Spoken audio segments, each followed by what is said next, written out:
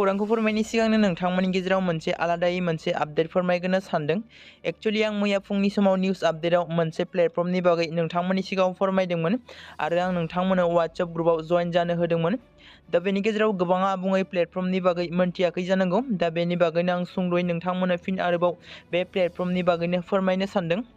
आं आबुङै नोंथांमोननि गेजेराव बे प्लेटफर्मनि बागै बुंनो थांगासिनो आरो डिटेल्सफोरखौबो लोगोसे खोन्थानो थांगासिनो दङ। बेनि सिगां जायफोर बिथांमोना WhatsApp ग्रुपआव दासिमबो जइन जायाखै बिथांमोना बे भिडिअनि डिसक्रिपसनाव होनाय लिंकआव थांनानै जइन जाहैनो हागोन। एक्चुअली लोगोफोर खामानि बागै बुङोब्ला जोंनि गासै भारत हादर एबा जोंनि आसामनि गोबांथार फरायनाय सुबुंफोरा ओरैनो बेकाराव थानो गोनां जादों, जेराव सरकारनि मोनसे पस्ट ओंखारो जेराव 5,000 आरो 10,000 मेक्सिमाम बेनि गेजेराव एप्लाइ खालामो। गोबां क्वालिफिकेसन थानाय आरो गोबां रोंगौथि गोनां सोलोंथाइ गोनां लाख लाख सुबुंफोरा एप्लाइ खालामो।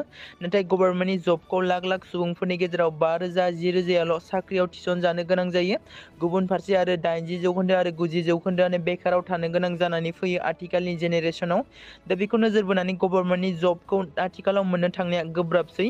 नाथाय गोबां बर' लाइमोनफोर आरो लोगोसे बर' सुबुंफ्रानो गावनि लाइफखौ सुफुंनो थाखाय जेराव कम्पानियाव थांनानै रां खामायहैयो, जेराव गोबाङानो फरायनायखौ गारनानै गुबुन जायगायाव खामानि मावनानै रां खामायो नाथाय नांगौमानि सुफुंनो हाया जायो।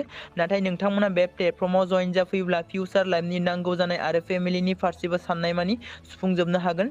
थारैनो बुंनो थांबावोब्ला जोंनि गोबांथार बर' लाइमोनफोरानो बेकाराव थायो आरो बिथांमोना बेकाराव थायालासिनो बे खाबुखौ लानो हागोन। गोबाङानो गावनि फिउचार आरो लाइफनि थाखाय रां खामायो, खायसेया गोबां खस्थ' मावब्लाबो लाइफनि नांगौखौ सुफुंजोबनो हाया जायो।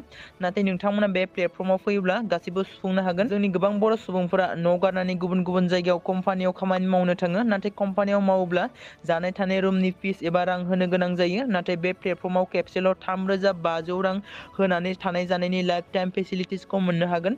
दा बेनिखायनो जायफोरा बे प्लेटफर्माव फैनो गोसो गुदुं बिथांमोना जानुवारि दाननि गेजेरावनो जेसे हायो थाबैनो फैनो हागोन। मानोना गोबां मानसिफोरा फैगासिनो आरो सानसेयावनो गोबां सुबुंफोरा जइन जाफैबाय थायो।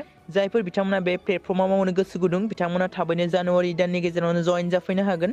खामानि बागै बुंनो थाङोब्ला लोगोफोर अफिसनि खामानि, थामहिनबा अफिसाव थानानै एडभाइजार, मेनेजमेन्ट आरो अफिस वर्क आरो सेल्स प्रमटिंनि खामानि जायो।